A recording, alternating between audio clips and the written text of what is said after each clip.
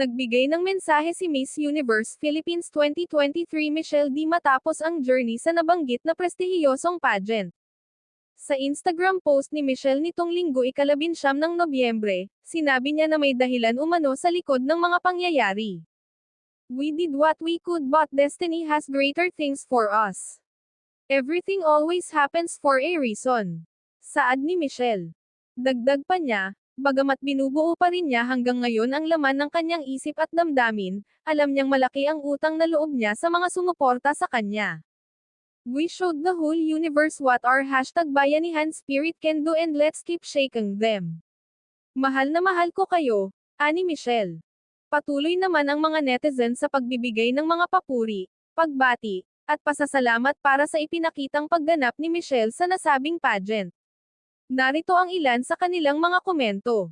"What a performance! Sobrang galing mo MMD. One of our best representative. You are such a force. From your thoughts and ideas to your willpower and dedication for the Philippines." Kayo anong masasabi nyo sa nasabing pageant? Just comment down below.